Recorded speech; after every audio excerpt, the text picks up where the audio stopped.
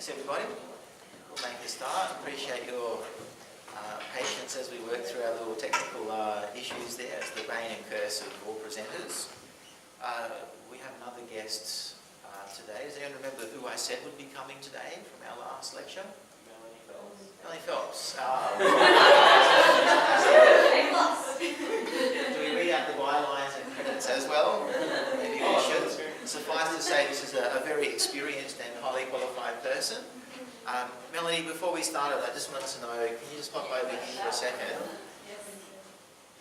Let's do the quick answer session here. So, where do you live? Kempsey, New South Wales. And what school are you teaching at currently? So I'm at Kempsey Adventist School and I've been there for about 4 years. So what's Rowan like as a boss? He spoke to us last week. Well, on account of this is recorded. It is recorded.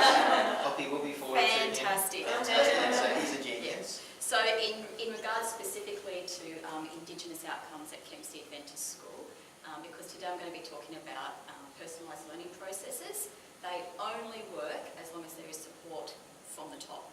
You must have support from the administration, from the principals, from the deans, and from those people involved in your school.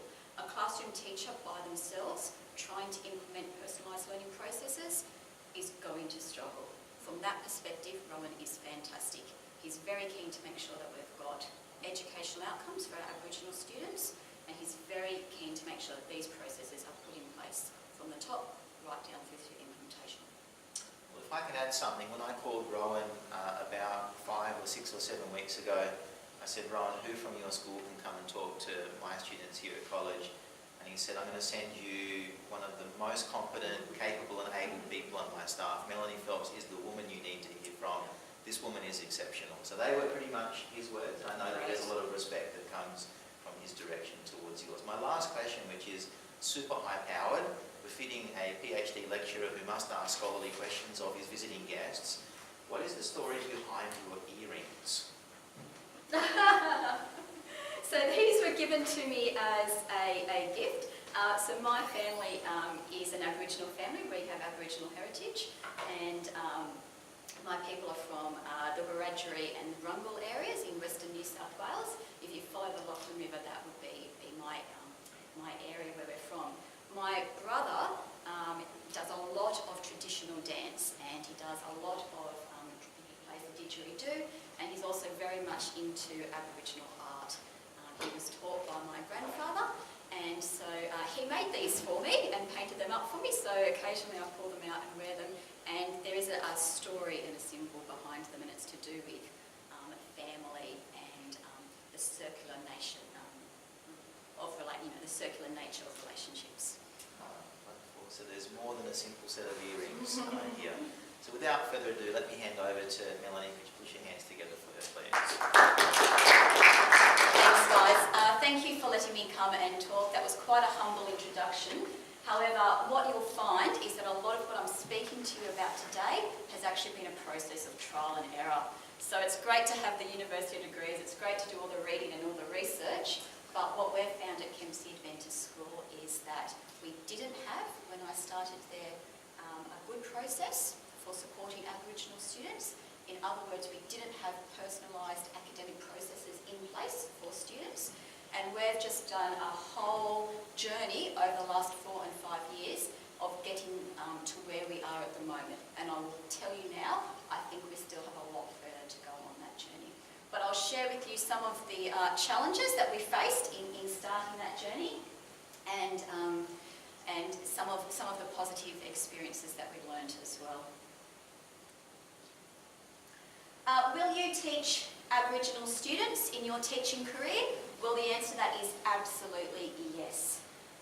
No matter where you will end up teaching, whether it is in the independent sector, in the government sector, in an urban setting, in a regional setting, you will definitely have Aboriginal students in your class, and it is mandated that you put in personalised processes for those students in your class. In 2014, we had 160,000 Aboriginal students enrolled in Australian schools. That was about 4% of the school population. Some of those students were enrolled in fact, I think about 20% of those students were enrolled enrolled in regional schools. Some schools will actually be exclusively Aboriginal schools, where 100% of the population for that enrolment is Aboriginal.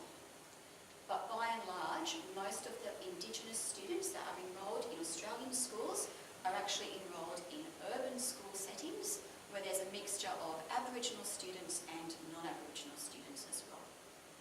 Some of those Aboriginal students will come with English as their first language. Some of them will come with English as a second, third or fourth language, because they may have quite a number of dialects that they speak before that. Some of them will be speaking a contemporary urban Aboriginal language, and some of them will be speaking a mixture of those types of things. So don't necessarily assume that English will be their first language. Of the students that are enrolled of the Aboriginal students that are enrolled in our Australian schools, many of those students will go on to further education. Some will go into universities and colleges, some will go into the vocational sector through TAFE or through other colleges like that. Some will leave school and go into the workplace. However, the fact remains that despite the fact that some Aboriginal students will go on to higher education and outcomes like that, there still is a large gap between Aboriginal outcomes and outcomes for non-Indigenous students.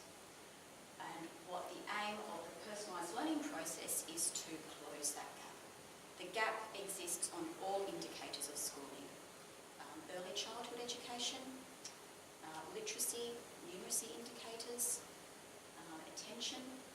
attendance and retention rates, and then transitioning into further education as well.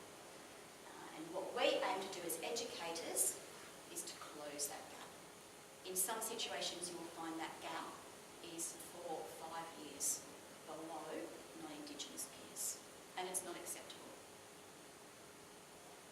So I'm just going to talk to you very quickly today about personalised learning processes, what they are, why they're important, and why the Australian government has said we need to do them for every Indigenous student, regardless of where they are achieving academically. So there are some students who will have PLPs in place because they are being extended and accelerated in their learning. There are other students who may have them in place because they actually need some support structures mapped out to help them gain the outcomes that they need. We'll look at PLPs. So when I talk about PLPs, I'm actually talking specifically about the plans. The plans are like the evidence that you are putting personalised processes in place. Some schools will see plans as it. The be-all and end-all is the plan. I will tell you the plan is just the documentation. It's just the evidence that there's a range of processes in place for this student. And I'll leave some time at the end to talk about practical stuff, the nuts and bolts of teaching, what you can actually do as classroom teachers to enhance engagement from Aboriginal learners. And specifically I'm going to use a framework which is called the 8 Ways framework. I'm not sure if you're already using the 8 Ways of Learning framework, but it's an Indigenous pedagogy for reaching Indigenous students and increasing engagement levels amongst Aboriginal learners. And please remind me, I'll leave some time at the end for questions as well, which I'll do my best to answer. Can't guarantee that I'll be able to. At the end of this session, I would love for you to be able to walk out of these doors having a better understanding of what personalised processes are and how to implement those in your school. I would love that you would feel more confident to be able to start PLPs in your classrooms, to design PLPs, that process of parent and community engagement, and then to be able to implement PLPs in your classroom, and confident to review them as well, that whole process. As well as the PowerPoint today, I've got some other resources that I'll leave with your lecturer that he can infiltrate through to you. I'm expecting that you will go away from here today and actually gain access to some of these resources. You actually need to know these documents, that there's something that you need to be familiar with. The first document is being put out by DEWA, the Department of Education, Employment and Workplace Relations, and it's a guide to developing personalised learning plans for Aboriginal and Torres Strait Islander students. Schools have been provided with a paper copy. You don't need to go and give yourselves paper copies. It's quite accessible over the internet. You should be able to download these quite easily. They have been provided free of charge to schools, so I'm sure there's no copyright for you to download these documents. That really steps through the process of implementing PLPs in schools. It talks about what administration needs to do, and also talks about what classroom teachers' responsibilities are. The second document is the What Works. The Works program is a fantastic resource for educating Aboriginal learners. The one that you want, this is Core Issues 3. You don't probably want Core Issues 3. You want Core Issues 10, which I only have as an electronic copy, but it would look something very similar to this on the outside, except that what you want is using personalised learning plans. And this document probably draws quite a bit from this document as well. And the third document that you need access to is the Aboriginal and Torres Strait Islander Education Action Plan. It is mandated that schools implement this action plan as part of their school improvement plans, or their SIPs. And one of the priorities of the Aboriginal Education Action Plan is PLPs. It's listed as a priority area in this document, and your school needs to be implementing this document. So it's expected that you'll be familiar with it, please. And again, I would just get yourself an electronic copy because it's quite a long document. So why should you personalise learning for Aboriginal students? First and foremost, we actually know it works. We actually know from studies done overseas, from a very similar process that happened in the UK as well as the US, where they had what they called ILPs, it works. Getting to know our students helps us teach them. Getting to know what they're good at, their strengths, their skills, their talents. Getting to know their dreams and aspirations. When we know our students better, we are better able to teach them, and we are better able to implement strategies into our teaching that addresses their specific point of need. Let's not forget that the Australian Professional Standards for Teachers lists as Standard 1 that we need to know our students and how they learn. Furthermore, 1.44, we need to develop teaching programs that support equitable and ongoing participation of Aboriginal and Torres Strait Islander students by engaging in collaborative relationships with community representatives and parents, carers. And that's what a PLP is. It is a collaboration between schools, teachers, and communities and families and students. And that process of getting to know our students should be at the forefront of why we're teaching. The government also says we need to do it. So if you look at the review of Aboriginal education, it actually states that each Aboriginal student will have a personalised plan that will be developed by the school in partnership with parents and caregivers.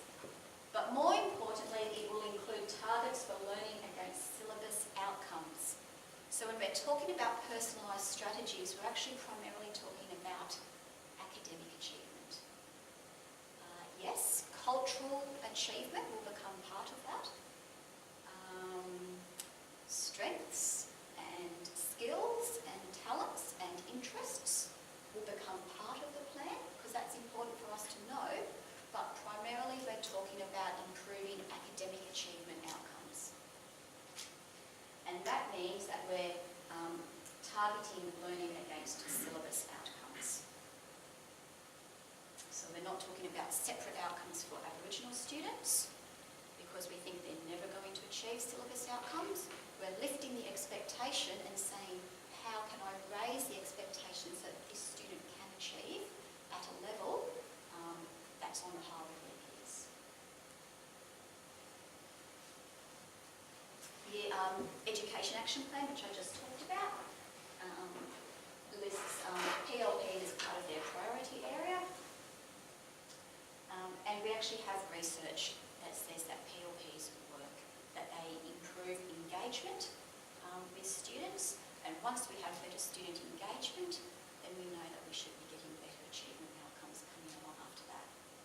The other reason is because there's a personal reason, isn't there? What we know from research is that Aboriginal families and Aboriginal parents of Aboriginal learners actually want to be part of their child's education. They actually want to be part of that learning process, because far too often what happens is the first contact that's made between the school and home is negative. It's that bad phone conversation. You know, your child's in trouble, they've done this again. But parents want to be involved in the positive aspects of their child's learning as well. We don't want that first phone call that goes home to be one that's based on negative behaviour.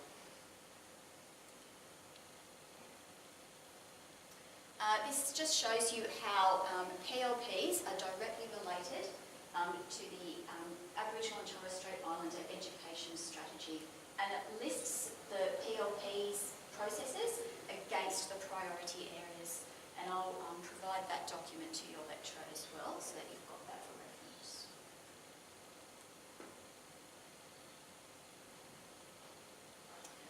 So basically, personalised learning is about creating a structure in your classroom, creating a structure in your school setting where there is frequent communication between home and school. In other words, it's collaborative, where there is a culture of collaboration between parents, students and the class teacher. That culture of collaboration can be very difficult to start up, but once it's started, you will then see that it will be a lot easier to develop personalised learning processes and to make sure that you are targeting outcomes that's needed for that student. It's underpinned by an expectation that all students can learn to high standards. Building on their personal strengths and identifying areas of learning where students can be extended or accelerated. So a lot of this personalised learning process is about setting goals, identifying where a student is at, where they need to be, and mapping out a way for that to be achieved. While factors that affect student learning are also identified, the belief is that, given the right teaching and learning conditions, Aboriginal and Torres Strait Islander students will achieve the same standards expected of all students. It's not good enough that we have students performing 3, 4, 5 years below peers. We need to be doing something about that. We need to make sure that we are putting in place processes so that all the learners in our classes can have access to the curriculum. And that means for Aboriginal students personalising that curriculum so that they have the opportunities to be able to achieve at the same standards expected of all students. What I'd like you to do is, just with the person who is beside you, or if you're on your own, you may want to just reflect for yourself. What do you see are the main differences between these 4 different types of individualised planning? So what do you see are the differences between PLPs, IEPs, ILPs, IPs, and personalised learning processes? I'll give you just a few minutes, guys, just to chat with the person beside you about what you see those differences as being.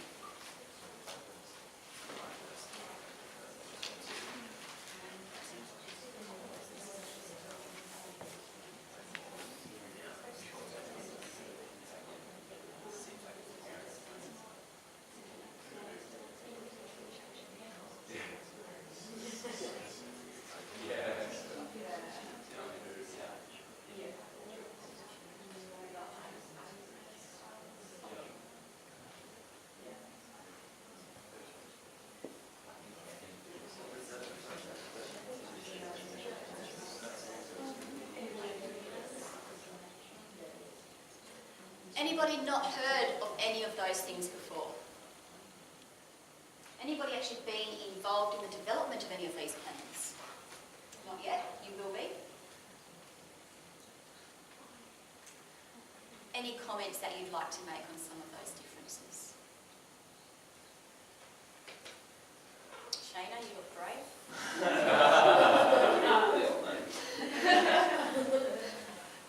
We were saying that the personalised learning process and personalised learning plans was specifically for Aboriginal and Indigenous students. Yep. And then we got to the individual education plans, which was specifically for special needs. And that's as far as we got. Yep. So you're absolutely right. So personalised learning plans are specifically for Aboriginal students. What I mean by that is we need to have them in place for all our Indigenous students. However, you may in fact want to put personalised learning plans in place for all the students in your class. If you are teaching a small class, my first placement was on a multi-grade class. It was a combined kindergarten year 1, year 2 class where I had students working well beyond year 2 level and I had students not yet working at a kindergarten level. That was a small class of only 15 students.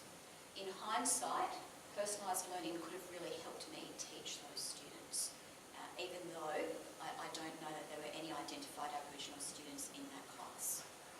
So they don't have to be for Aboriginal students. I can tell you now, as a secondary teacher teaching hundreds of students, I would find it very difficult to maintain this and be reviewing it and properly implementing it for all the students who I teach.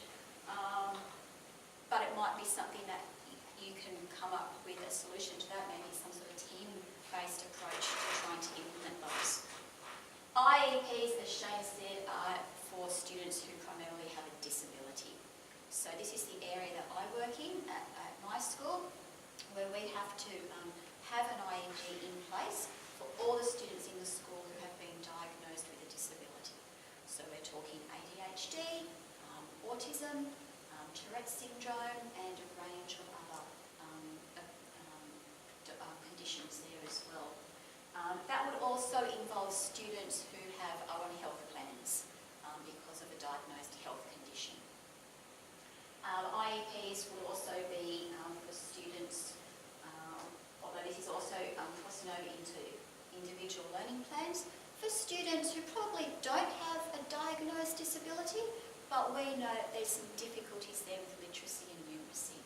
For some reason, their results aren't where we expect them to be for that age group. And so we might put an ILP in place that targets some goals for that student, just to try and lift their performance a little bit. When PLPs were first implemented, or the process first started in Australia, they called them ILPs. And what we found was that schools were getting them confused with plans for students with disabilities and plans for students with learning difficulties. A PLP is for every Indigenous student, regardless of where they are performing at. And so the name was changed. We also found through research that that concept of personalising learning fitted the Indigenous community much better. They preferred that than individualised learning, which to them sort of meant withdrawal support, learning that may or may not occur in the classroom with other same-age peers. Whereas personalised learning strategies are specifically designed to be implemented in the classroom with the strategies that you're already using for the other students in your class. Individual plans pretty much sums up all of those. The AIS are using the term individual plans now because that includes behaviour plans as well as health plans as well as education plans.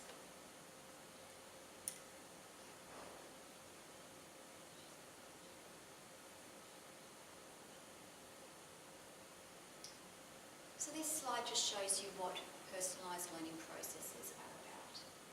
Basically, it's that conversation that you have with parents that's not a tokenistic conversation. It's not something that you have to do, but it's planned conversations as well as spontaneous conversations that regularly happen between you and that child's parents, so that you can ensure that that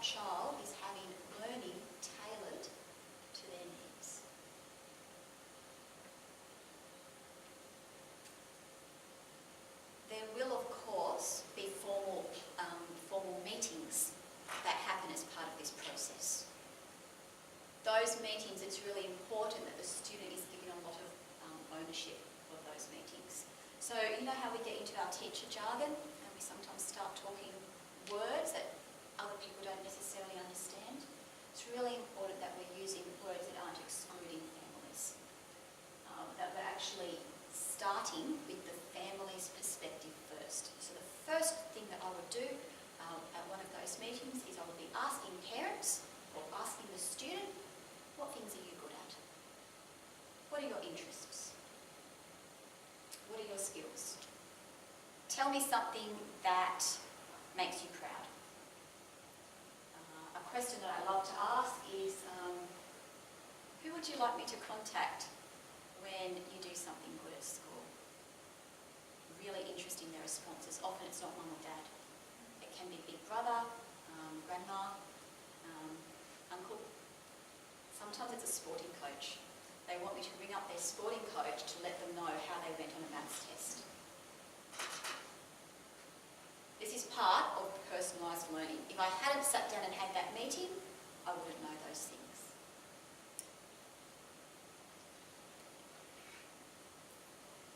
But there's some things that personalised learning processes are not. They are not an add-on. They're not a paperwork thing that you have to do because the government says each Aboriginal student needs a PLP. They're a rich, authentic process.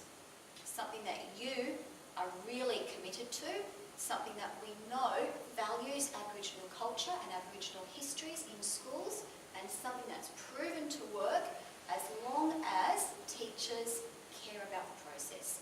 If teachers are committed to the process, then we know that this is going to work. When teachers make it them authentic experiences, it's going to work. In order for it to be an authentic experience, you might actually need to take these meetings off campus.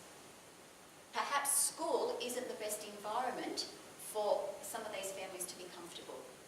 They, in fact, might be better off having it at a local coffee shop, at a park, maybe somewhere that's not so confronting as a school campus, particularly if parents themselves haven't had a positive experience of school. PLPs are not a behaviour management tool. So we don't get to a behaviour management committee and say, this student is having some behavioural challenges, let's put a PLP in place. Rather, the PLP process has already started.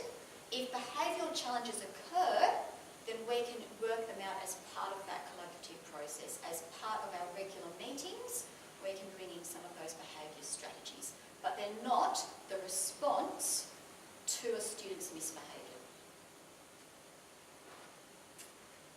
They're not dominated by teacher conversations, so the PLPs need to have ownership by the student. In fact, the student should have access to their PLPs. Some schools will do them electronically, where the student has a lot of ownership of it, and then other teachers can add and comment in as needed. Sometimes when I have students enroll at our school and I ask to see their PLP, they tell me, well, one was done, but it wasn't ever given to me. Or, most commonly, they'll just look at me with blank expressions. I know the most recent figures that I've seen from the Department of Education is that there are only 21,000 PLPs in place in New South Wales. And we know there's a lot more Aboriginal students than that. They're not a ticker box exercise. I'll show you some examples and templates a little bit later, and you'll see they're not something where you just tick, tick, tick, tick, tick. Meeting done, let's move on to the next one. And they're not an IEP or an ILP.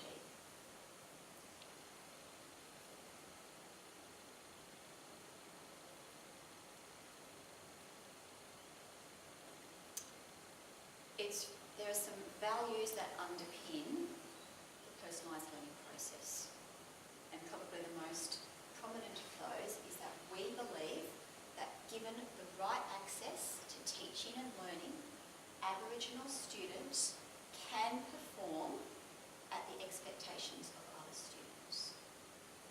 The deficit model that has been taught not for a long long time in Australia, but that has been a value underpinning the school system in the past, is that Aboriginal people genetically, biologically, were not able to reach the same outcomes as non-Indigenous people. And PLPs completely reject that teaching. So it's our belief that Aboriginal students can not only reach stage expectations, but also exceed stage expectations, provided that we as teachers are doing our jobs properly. And of course, there's a lot more to education than just what goes on in the classroom. We know that. But there's a whole lot of family and environmental factors that go in there as well. But we can at least start. What we do have control from is what happens in our classrooms.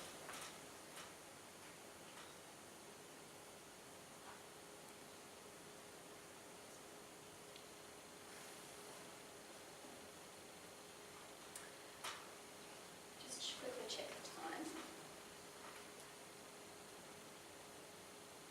Have you guys been on a track yet? What I'd like you to do, if you have been on a prac that has had an Aboriginal student in your class, and if not, just pick another student who was in that class. How well do you actually know that student? And I want you to just think about school participation, family heritage, interests and hobbies, and their aspirations, dreams and goals. Just give you a minute just to reflect to yourselves about how many indicators in each of those areas can you give for that selected student.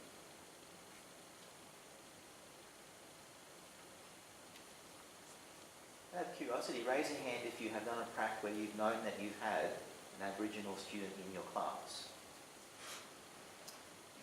2? It's likely that you had more, but not where. And of the 2, do you know whether that student had a personalised learning document or anything that was shared with you by the teacher? No? At the first school, yes, but same school later. So the first school, was it a piece of paper that was presented to you and it had listed some of the students' information? Like all information about each child's teacher, like gave me the throw in like this confidential document, which was like this thing of like information about each child.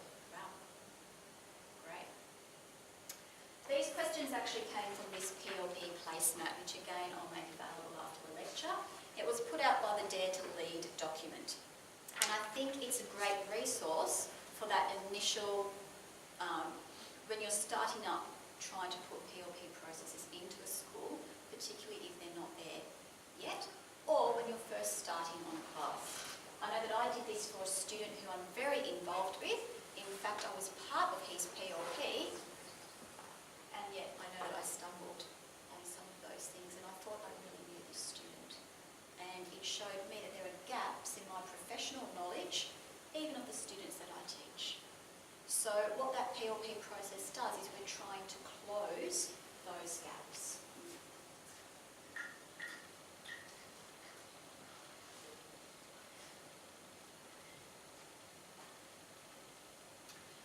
So what you will need to develop as part of a personalised process of learning is we need to put in place PLPs, which is the plan.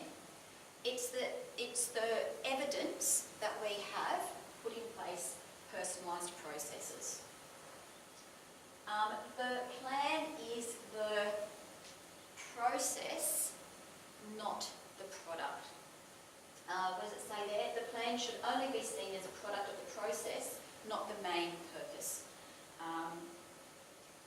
The plan itself is not a personalised learning process. The process is all of those other things that your school is doing to make sure that Indigenous learners have the same access to education at your school. So it's involving community members. It's making sure that we have elders on the school board. It's making sure that parents and community are invited to events like flag raising ceremonies. It's the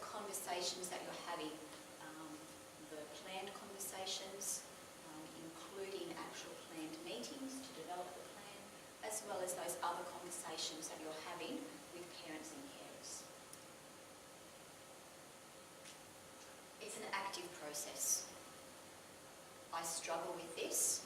So in my role, I'm the coordinator for secondary. Kempsey Adventist School, our Aboriginal enrolment fluctuates, but it usually sits around the 20% to 25% of enrolments. I would like to think that I had PLPs that were being reviewed every term. The reality is, for some of the students, I'm probably not getting to them to every semester, and there may even be some students who I'm only really seeing once or twice a year. And I'd like to improve that area, and it probably means that we actually need to broaden that Indigenous support team. So rather than it just fitting under the role of the Learning Support Coordinator, we probably need to broaden that team to involve homeroom teachers, stage deans, class teachers, all the support networks that we have available at our school. We also have a wellbeing team at our school who could also become part of that Indigenous support team. By making it a team-based approach, I think that we'll get through that review cycle much more effectively and much more meaningfully to students as well. PLPs are authentic. They're not made up. They're not something you're doing because you've been told to. They are something that works and something that we need to treat sensitively and authentically. And of course, they are collaborative. Collaboration can be a real challenge at first. And you might actually need to work on your relationship with parents for some months before you're even at that point where you can actually develop a PLP. Because if that relationship with parents and carers isn't there, you're just not going to get anything out of those meetings. So developing that relationship is the first part of that PLP process. Collaboration, of course, means that it might not just be mum or dad who you invite to the PLP meetings. Often students, we know that Aboriginal learners, there's often a number of important adults in their life. Grandparents may be an important carer in their lives. Aunts and uncles may also be part of raising those students. In fact, if they don't live with mum or dad, they may be under the care of a carer, so you would have to make sure that the carer is involved. I never, when I'm ringing up, say, just invite the parents alone. I always say, is there anyone else that you'd like to bring to the meeting with you? And hey, they want to bring 10 people? Well, let's bring 10 people. Let's make it a really authentic meeting. I really want to stress that these plans are based on academic achievement. That's our outcome. We want to improve the academic performance. So it's really important that they are linked back to syllabus outcomes and to curriculum. So some things that we should be asking when we're writing PLPs. We actually need to know where the student is performing at academically.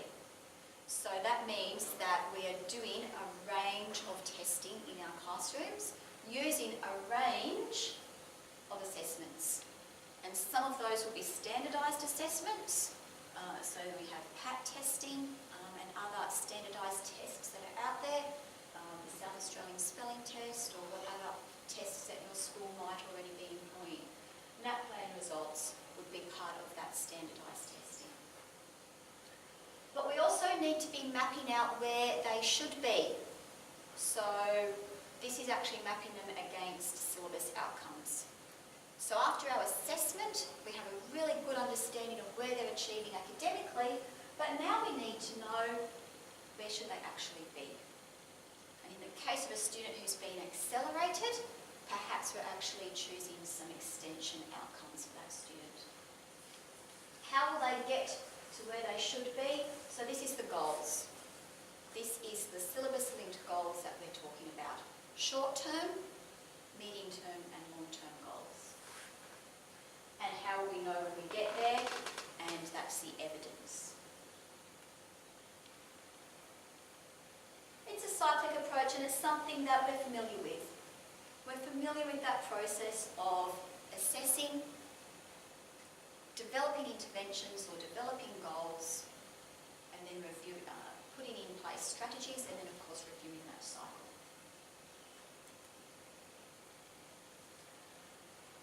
We're talking about goals. The Australian government says that our goals actually need to be SMART goals. So SMART, of course, they need to be, what does the S stand for? I'll come back to you. Measurable, achievable, they need to be realistic, and they need to be time-bound. We might have to make up what the S is going to be. Be specific. Okay, so the goals in our learning plan will actually be very specific.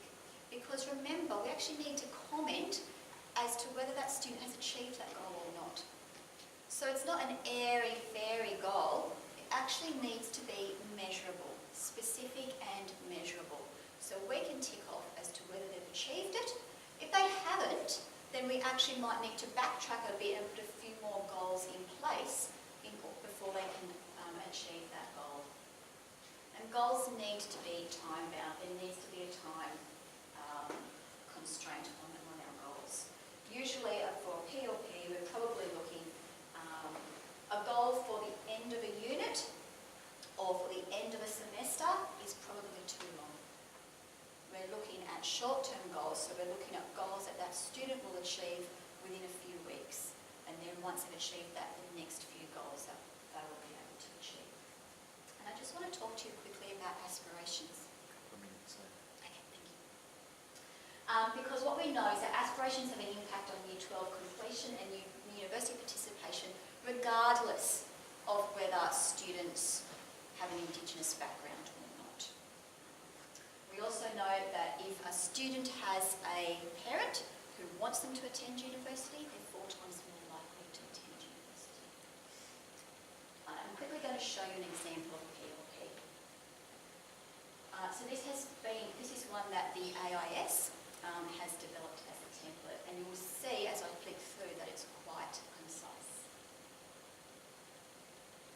These are the student-focused questions, which is getting to know the student. And this is the actual action plan. This is subject 1, but they would recommend an action plan for 2 or 3 subjects. So you might start with maths, but then the next time I'll be wanting to introduce literacy into that as well, and then possibly another subject as well.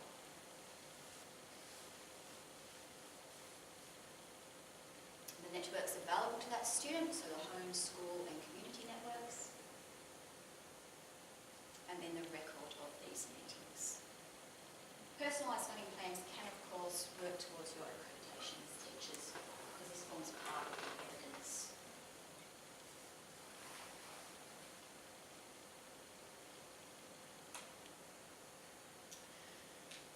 I've only got 1 second, so I'm quickly going to share with you this 8 ways of learning framework, because that's a really useful framework, not just for implementing our PLPs, but for changing your pedagogies, changing the way that you actually approach Indigenous education.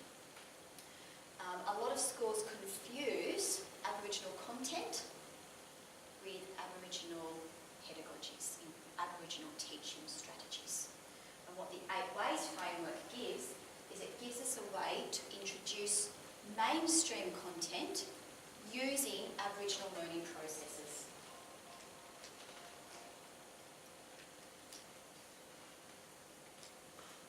And this is it here. So it's interconnected. It starts with narrative, so storytelling. Storytelling, we know, is a powerful tool for Indigenous education. Learning maps, so we have visuals, ways for a student to visually see where they are at and to map out their learning. These are all interrelated and interconnected. It's not a linear progression at all. Non-verbal, so we know that kinesthetic and movement is really important for Aboriginal learning. Symbols and images. Links to land and also links to water. In other words, contextualising learning in a place. A lot of Western traditional learning is very abstract. It's happening up there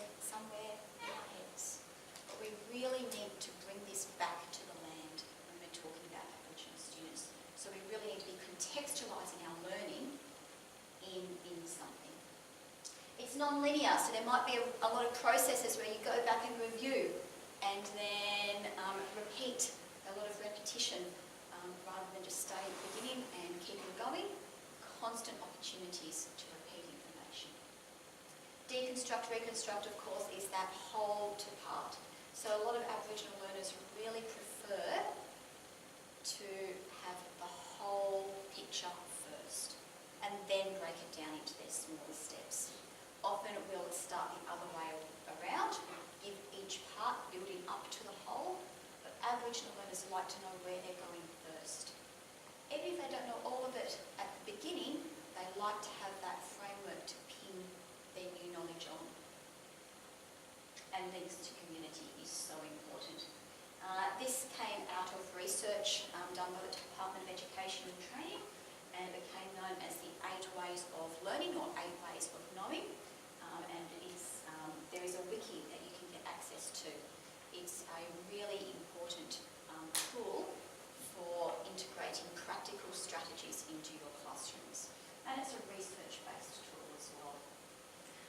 So we might start a new unit of work with a narrative, with sharing stories, getting students engaged that way, and then perhaps moving on to visual representations and mapping out and things like that. I think you probably need to be going soon. Are there any very quick questions?